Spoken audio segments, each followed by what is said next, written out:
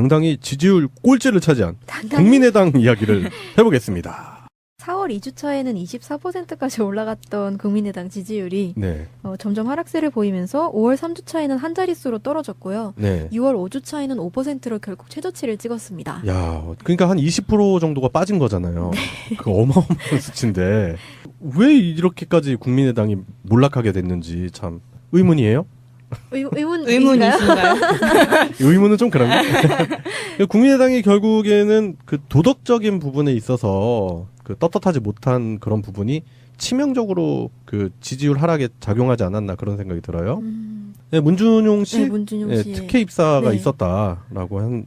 그러니까 이 사건에 대해서 얘기할 때 이제 우리가 보통 특히 언론들이 문준용 특혜 입사 제보 조작 뭐 이렇게 하는데 일단은 가해한 게 국민의당이잖아요. 그쵸, 지금 그럼 조작한 바꿔야 게. 되는데. 예, 그러니까 예전에 우리 서울시 간첩 조작 사건처럼 그럼 국정원 간첩 조작 사건이잖아요. 엄밀히 따지면 그런 것처럼 이번 사건도 국민의당 대선 조작 사건 이 정도까지는 가야 되지 않나 네. 이런 생각이 들어요. 문준영 씨죠. 네, 네. 문준영 씨라고 해도 되겠죠? 아, 그럼 문준영 님이라고 하려고 그게 더 어색해. 네.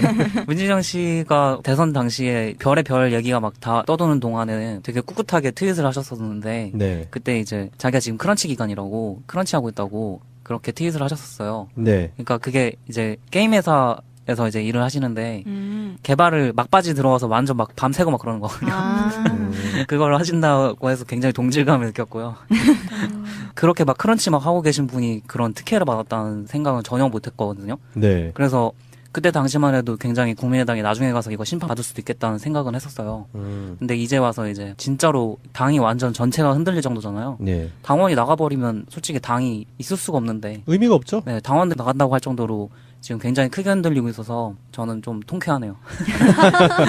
맞아요. 그 꼬리 자르기 하고 있는데 혼자 한 짓이다 단독범이다 계속 얘기하고 있잖아요. 네. 근데 그렇게 해봤자 소용없다는 거를 빨리 아셔야 할 텐데 네. 사죄하는 게 빠르지 않을까요? 인정하고. 네, 지금 결국에는 그 최초 제보자라고 하는 이유미 씨한테 모든 죄를 이렇게 떠넘기는 그런 양상이 보였는데 여론 자체가 그거를 허용하지는 않는 거죠. 딱 봐도 꼬리 자르기라는 느낌이 났잖아요. 치기 어린 당원 한 사람의 네. 그런 뭔가 일탈적인 행위였다라고 하더라도 그 증거를 팩트 체크를 하지 않고 내보낸 당의 책임이 더 큰 거죠. 그래서 한 명의 일이라고 아무리 뭐 얘기를 한다 할지어도 책임을 피할 수 없어요. 그렇죠. 그 팩트 체크를 하지 않고 악의적으로 계속 얘기를 하는 거예요. 대선 기간 내내 기승전 문준용이었어. 국민의당은. 특히 안철수 후보도 기승전 문준용. 맞아요. 그 문준영 증거 조작 사실을 발표했던 김인원하고 김성우 모두 그 이용주 지휘 아래 있던 사람인데 그 이용주가 공명선거추진단장이라는 직함을 갖고 있잖아요. 근데 이 사람들이 다 검사 출신 아니면 기자 출신이거든요. 네. 팩트체크를 모를 수가 없는 사람들이잖아요. 어떻게 그 20년 동안 검사랑 기자를 했는데 이메일 주소 하나 띵 믿고 그거 말이 안 되는 거라서 이거 금방 밝혀지지 않을까 싶어요. 아니면 이거 제가 좀 생각을 해봤는데 네. 이 일에 대한 제보를 누군가가 했을 거 아니에요, 처음에? 그죠. 이게 이런 일이 있어. 문준용이 가지고 물고 늘어지면 당신네들이 승산이 있어. 그러면서 제보를, 네. 자료를 누군가 줬을 거란 말이에요. 네. 근데 그 자료가 묻지도 따지지도 않고 신뢰할 수 있는 누군가가 줬다면. 그럼 누가? 그렇죠. 당 차원에서 이렇게, 야, 이거 좋은 자료다 이러면서 아무도 의심 안 하고 받을 수 있는 그런 자료라면, 그런 자료를 수집할 수 있는 곳이라면 충분히 가능하지 않았나. 철수가요? 철수가 아니. 영위할 때 그 철수예요. 그러니까 안철수 후보가 이 사건의 팩트를 정확히 짚어놓고 알면서 이게 거짓이다라고 아는 상황에서 얘기했을 거라고 생각하지 않아요. 그냥 다 철사까지 믿은 거지, 당 전체가. 어딘가 믿는 구석이 있으니까 다른 팩트 체크를 하지 않았다. 예, 이런 그렇죠. 말씀이신 거예요? 그 뭐 박지원 대표가 국정원 쪽이랑 라인이 좋다고 하잖아요. 뭐 그런 부분도 의심할 수 있고, 뭐 박주선도 뭐 검찰 출신이고, 뭐 여러 가지 그런 정보를 주는 루트가 다양하지 않았을까. 이게 이유미가 단독으로 누군가의 제보에 의해서 했다? 이거는 억측이다. 그런 생각이 들어요. 그럼 이유미는 그냥 총대를 맨 건가요? 그냥 증거물 가지고 와, 네, 망망하고. 그러니까 희생양이라고 네. 볼 수도 있어요. 제가 생각할 때. 당연히 믿었는데 약간 배신당한 느낌? 그렇죠. 근데 그 이유미 씨는 예전에도 계속 행보가 약간 어떻게든 자리 하나 차지해보겠다는 게 많이 보였잖아요. 네. 그렇죠. 때문에. 어차피 정계해도 뭐 이렇게 데뷔를 하고 싶어가지고 네. 준비를 하고 여수 쪽에서 준비를 하고 있었던 사람이기 때문에 뭔가 이렇게 커다란 이슈의 한 중심에 자기가 서고 싶었었던 거겠죠. 머리고 싶은 꼴인 거죠. 어떡해. 어떡해. 그게 근데 딱 드러나는 거가 있는 게 안철수가 이제 자기 최측근에 있는 변호사를 변호하는데 된 거잖아요. 그 차연일 변호사. 자기 캠프에 있어서 노력해서 같이 있었던 그 변호사고 네. 그 변호사가 뭐 실력이 좋기는 하지만은 트윗에서 그런 얘기를 봤어요. 조폭들도 대신 이제 깜빵에 들어가주는 이제 쫄개를 위해서 네. 누가 그걸 나서주냐. 그럴 때 이제 두목을 위해서 대신 들어갔으면 두목이 나서는 거다. 네. 이게 딱 그런 것 같아요. 갑자기 나서잖아요. 그렇지. 네, 이게 뭔가 솔직히 뭐 다들 알잖아요. 누가 서로 머리인지. 관련은 없고 그분 혼자서 저지른 짓인데 안철수가 귀하게 여기는 에. 변호사까지 붙여줬다라는 거네요. 네. 두목이 이제 대신 자기를 네. 위해 희생양을 위해서 도와주는 거죠. 아, 그러면 안철수가 너무 의리 있는 사람 같잖아. 아니 근데 멋대로 행동한 네. 맞아요. 꼬봉한테 뭔가 자기가 소중한 걸 붙여준다는 것 자체가 말이 안 되잖아요. 그렇죠. 뭔가 자기가 그 정도의 메리트를 주면서까지 그 사람이 자기를 위해 뭔가를 했다라는 걸 알고 있는 거죠. 솔직히 이때까지는 의리 같은 거 없었는데 이제 발등에 불 떨어지니까 의리가 생기네요. 입막음을 위한. 갑자기 생긴 의리.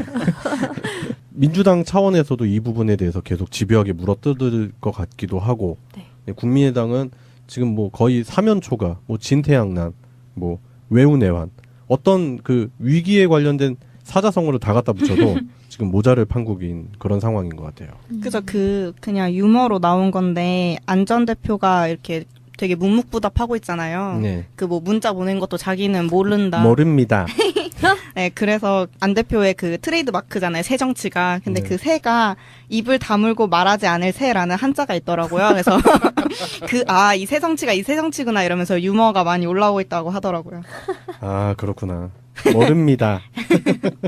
안철수 씨가 지금 현재는 그런 부분에 대해 의혹을 자기는 몰랐던 일이다라고 얘기를 하고 있고 이제 조만간에 입장 표명을 한다고 해요, 직접. 그런데 그 입장 표명이 어떤 식으로 나오느냐에 따라서 차후 국민의당의 존폐 위기가 그 안철수의 입에 달려 있지 않나 그런 생각이 들고요. 그리고 지금 현재 정신 못 차리고 오히려 더민주당을 그 공격하고 있는 SNS 상에서 공격하고 있는 이제 박지원 대표는 좀 정신을 차려야 되는 상황이지 않나 그런 생각이 듭니다. 그리고 한경호가 너무 불쌍해요. 왜요? 그렇게 믿던 끈이 떨어졌으니. 그러면은 현재 그 일부 기자들은 또 울컥하거나 대성통곡하거나 그럴 수도 있겠네요. 네, 지금 기사를 찾아보면 생각보다 재미있는 기사가 많이 나와요. 아, 그래요? 네, 이유미를 굉장히 피해자인 것처럼 기사를 쓰는 것들이 많이 있더라고요. 그래서 이효미를 피해자로 규정을 해놓으면은 안철수도 같은 피해자의 영역으로 이렇게 생각을 할 수 있기 때문이겠죠. 예, 그래요. 국민을 위해서 만들었다는 국민의당, 새정치를 꿈꿨던 안철수, 호남에 기반을 뒀다고 하는 호남의 맹주를 자처했던 국민의당, 최저 4.7%까지 떨어진 당 지지율을 봤을 때 과연 그들이 내세우는 슬로건 아니면은 자신들을 표현하는 그런 단어들이 적절한가 그런 생각이 듭니다. 국민의당이 그래서 뭐 이렇게 쇄신해가지고 더 잘 되라는 그러려고 가져온 이슈가 아니고요. 네, 국민의당은 정신 차리고 이번 문제를 이유미 씨의 개인적인 일탈이 아닌 당 차원에서 책임을 지고 해명을 하고 사과할 부분이 있으면 사과를 하고 법적 책임 있으면 법적 책임을 져야 하고 당시에 대선 후보였던 안철수 씨도 이 부분에 있어서 자유롭지 못하다 그런 생각이 듭니다. 자, 리얼미터 오늘 굉장히 재밌는 조사 나옵니다. 결과 아직 발표되지 않은 빨리 와 빨리. 문재인 대통령과 박근혜 이명박의 지지율 비교. 문재인 대통령이 미국 가셨죠. 예. 조금 올랐어요. 그러니까 청와대 전면 개방도 있었고, 그리고 무엇보다도 국민의당의 그 사건이 크게 영향을 미친 것 같은데, 제가 보기에도 문 대통령의 입장에서는 긍정적으로 영향을 미친 것 같습니다. 지금 반등을 했습니다. 지금 84%에서 거의 내려온 추세였죠. 약간 반등이 있었지만, 지금 다시 반등을 하고 있는데, 아마도 이번 주 후반, 그 주 초까지 강세가 이어지지 않을까 싶습니다. 지금 70%대 내려왔다고 해서 막 호들갑이잖아요. 그래서 비교를 보여봤어요. 예, 앞에 7자 붙어 있고 전부 4자 붙어 있습니다. 한 30%포인트 차이가 나죠. 여기서 한번 보십시오. 이거는 긍정에서 부정을 뺀 거예요. 이 숫자하고 이 숫자를 비교를 해보세요. 이건 긍정에서 부정 안 뺐어요. 박근혜 대통령이 여기에 가본 적이 없어요. 여기를 가본 적이 없고 문재인 대통령 여기만 있는 거예요, 지금. 이제 박근혜 전 대통령하고 비교를 하면 더 확연하게 보입니다. 박근혜 전 대통령 같은 경우 이 동일 시점에서 진보와 보수, 여권과 야권의 지지층들이 극명하게 엇갈립니다. 보십시오. 중도 진보, 긍부정 격차 마이너스입니다. 그리고 40대 이하 마이너스입니다. 호남 마이너스입니다. 반면 보수 플러스입니다. 50대 이상 플러스입니다. 그리고 PK, TK. 완전히 이 정권 초기에도 박근혜 전 대통령 같은 경우는 진보와 보수가 완전히 나눠졌습니다. 반면 파란색을 한번 보세요. 밑으로 내려가는 게 하나도 없습니다. 마이너스가 없다는 거예요. 예, 이 숫자들 같은 경우는 이제 이게 너무 높으니까 착각하실까봐 긍정에서 부정을 뺀 격차입니다. 보수에서 약간 너무 낮죠. 농담입니다. 뺐는데 10% 정도 되고요. 그리고 PK, TK 같은 경우는 더 높습니다. 압도적인 민심의 동력을 받고 있는 국정 초기가 이어지고 있다는 겁니다. 네. 하도 호들갑을 떨어내니까 아마 예. 칠에서 뭐 아주 그냥 엄청나게 지지율이 떨어진 것처럼 국정 동력이 민심의 동력이 흔들리는 것처럼 그런 보도가 너무 많이 나오니까 실체를 보여드리려고 일부러 대조를 해서 보여드린 겁니다. 그다음 예, 정당 지지율에 제보 조작 사건이 큰 이게 영향을 뭐야? 미쳤습니다. 국민의당만 한 거네? 예, 지금 어제 기준입니다. 그러니까 이제 다 올랐는데 국민의당이 4%대가 나왔어요. 4%? 그러니까 6%대였다가 4% 떨어진 게 별로 안 떨어진 것 같지만 6%대를 그 분모로 두고 1.7%로 나눠보세요. 엄청나게 떨어진 겁니다. 5월 1일 날 17.5%였어요. 5월 1일 날. 네. 그리고 지금 6월 27일 날 4.6%가 된 거예요. 예. 없어졌다고 봐야 되죠? 오차 범위가 어떻게 되죠? 플러스 마이너스 3.1%인데 기본적으로 전체적인 그 경향을 본다고 한다면은 의미가 있다고 저는 생각합니다. 네. 그리고 호남 지지율을 보겠습니다. 호남에서만. 예, 호남에서 지난주 주간 집계가 15.0%였습니다. 5.8%로 호남에서도. 어제 떨어졌습니다. 그리고 금요일 같은 경우는 일간으로 호남에서 17.5%가 나왔어요. 그러니까 거의 한 15%포인트가 하루 만에 떨어진 겁니다. 다름 아닌 그 이유입니다. 제보 조작 사건. 그리고 조금 더 보면 국민의당의 지지율 그리고 국민의당의 뭐라 그럴까 앞으로 계속 생존할 수 있을까라는 얘기가 나오는 것이 세부 지역이라든지 계층을 보면 아실 수 있을 것 같습니다. 일부를 제외하고 전부 다 단자리 수입니다. 단자리 수임에도 불구하고 5%도 안 돼요. 그래서 제가 볼 때는 이 사건이 검찰 수사가 어느 정도 지속될 것이고 특별하게 반등의 순간이랄까 그런 부분들이 잘 안 보여요. 그래서 최대의 위기에 빠지지 않았나라는 생각이 듭니다. 호남에서 5%대로 떨어졌다는 이게 아주 치명적이네요. 네, 국회의원 대다수가 거기 있잖아요. 예전에 그 민정당이 호남에서 받은 수준 아닌가요? 호남에서 새누리당 지지율 이런 게. 그러니까 27일 기준으로 호남의 지지율은 자유한국당이 더 높습니다. 왜냐하면 호남에서도 보수층이 기본적으로 있습니다. 예. 호남에서 자유한국당이 졌어요? 예. 아, 심각한 수준에 와 있는데. 근데 국민의당 내부에서는 이 정도까지는 이걸 못 느끼는 것 같아요, 보니까. 제가 볼 때는 지금 여러 가지 상황이 있기 때문에 이렇게 제대로 점검을 하기 힘든 조건이 아닌가 싶습니다. 호남에서 자유한국당보다 지지율이 낮다는 거는 이거는 있을 수 없는 일이에요. 그러니까 과연 이제 자유한국당과 같이 움직인 것이 과연 어떤 전략적인 판단인지, 당을 살리기 위한, 지지층을 끌어모으기 위한, 그것도 아닌 것 같거든요. 그러니까 지금 지도부가 대선 이후에 전체적인 방향성을 상실하지 않았나 싶습니다. 기본적으로 문재인 정부 혹은 문재인 자체를 인정할 수 없기 때문에 네. 이런 포지션을 취한 게 아닌가라고 생각할 수밖에 없는 사감이죠, 사감. 네. 그렇지 않고서 당을 살리려고 했다고 하면 도저히 이해가지 않는 행보를 거쳐왔는데 어쨌든 지금 큰 위기를 맞이하였다. 마지막으로는 짧게 소개해드리고 가겠습니다. 바른정당과 한국당 어떻게 되냐? 이 시기는 이제 두 보수 정당이 하나는 지도부를 이미 꾸렸거나 26일 날 7월 3일 날 지도부를 꾸립니다. 지금 이제 민주당을 제외하고는 지지율이 상당히 낮은데 보수의 미래는 어느 당이 차지할 것인가를 한번 물어봤습니다. 바른정당 59%, 자유한국당 19%, 무려 한 40%포인트가 차이가 납니다. 전부 다 바깥에 있죠. 하늘색이. 지금 바른정당 같은 경우는 중도를 포괄해야 되지만 보수를 놓치지 못합니다. 보수를 기반으로 해야 되는데 구 여권들을 한번 보십시오. PK, TK 더 높습니다. 지금 TK에서는 거의 3대 1입니다. 만약에 자유한국당이 30%면 그 바른정당은 10%거든요. 근데 그 정도로 이제 그 비율대로 나가고 있는데 그럼에도 불구하고 성장 TK 가능성 같은 경우는 성장 가능성은 TK 같은 경우는 더 높다고 보고 있습니다. 그리고 보수층 한번 보십시오. 보수층 같은 경우도 그렇습니다. 보수층 같은 경우는 지금 삐까삐까하게 나왔잖아요. 근데 지금은 보수층 기준으로 하면은 바른정당이 자유한국당의 바른정당이 안 됩니다. 그럼에도 불구하고 보수층 내에서는 성장 가능성 거의 비슷하게 보고 있다는 겁니다. 제가 항상 주장하는 건데, 바른정당은 중간 정도 되는 젊은 층을 바라봐야 되거든요? 근데 대선 내내 TK 가가지고 이 노년층한테 어필했었단 말이죠.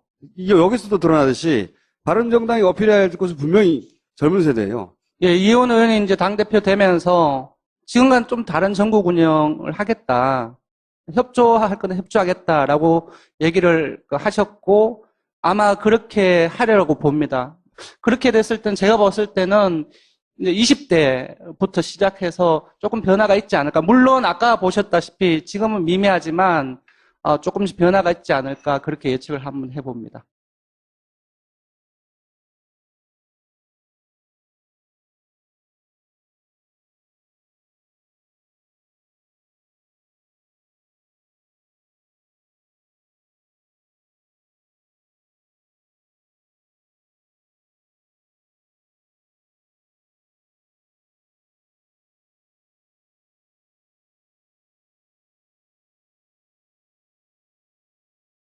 그런 부분이 치명적으로 그 지지율 하락에 작용하지 않았나 그런 생각이 들어요. 네, 문준용 씨, 네, 문준용 씨. 특혜 입사가 네. 있었다라고 그러니까 이 사건에 대해서 얘기할 때 이제 우리가 보통 특히 언론들이 문준용 특혜 입사 제보 조작 뭐 이렇게 하는데 일단은 가해한 게 국민의당이잖아요. 그쵸, 지금 그거 조작한 바꿔야 게. 되는데. 예, 그러니까 예전에 우리 서울시 간첩 조작 사건처럼 그럼 국정원 간첩 조작 사건이잖아요. 엄밀히 따지면 그런 것처럼 이번 사건도 국민의당 대선 조작 사건 이 정도까지는 가야 되지 않나 네. 이런 생각이 들어요. 문준영 씨죠. 네, 네. 문준영 씨라고 해도 되겠죠? 아, 그럼 문준영 님이라고 하려고 그게 더 어색해. 네. 문준영 씨가 대선 당시에 별의 별 얘기가 막 다 떠도는 동안에는 되게 꿋꿋하게 트윗을 하셨었는데 네. 그때 이제 자기가 지금 크런치 기간이라고 크런치 하고 있다고 그렇게 트윗을 하셨었어요. 네. 그러니까 그게 이제 게임 회사에서 이제 일을 하시는데 개발을 막바지 들어와서 완전 막 밤새고 막 그러는 거거든요. 그걸 하신다고 해서 굉장히 동질감을 느꼈고요. 그렇게 막 크런치 막 하고 계신 분이 그런 특혜를 받았다는 생각은 전혀 못했거든요. 네. 그래서 그때 당시만 해도 굉장히 국민의당이 나중에 가서 이거 심판받을 수도 있겠다는 생각은 했었어요. 근데 이제 와서 이제 진짜로 당이 완전 전체가 흔들릴 정도잖아요. 네. 당원이 나가버리면 솔직히 당이 있을 수가 없는데 의미가 없죠. 네, 당원들 나간다고 할 정도로 지금 굉장히 크게 흔들리고 있어요.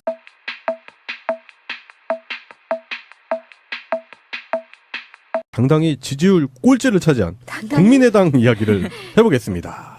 4월 2주차에는 24%까지 올라갔던 국민의당 지지율이 네. 점점 하락세를 보이면서 5월 3주차에는 한 자릿수로 떨어졌고요. 네. 6월 5주차에는 5%로 결국 최저치를 찍었습니다. 야, 그러니까 한 20% 정도가 빠진 거잖아요. 그 어마어마한 수치인데 왜 이렇게까지 국민의당이 몰락하게 됐는지 참 의문이에요. 의문이신가요? 의문은 좀 그런가? 국민의당이 결국에는 그 도덕적인 부분에 있어서 그 떳떳하지 못한. 그래서 저는 좀 통쾌하네요.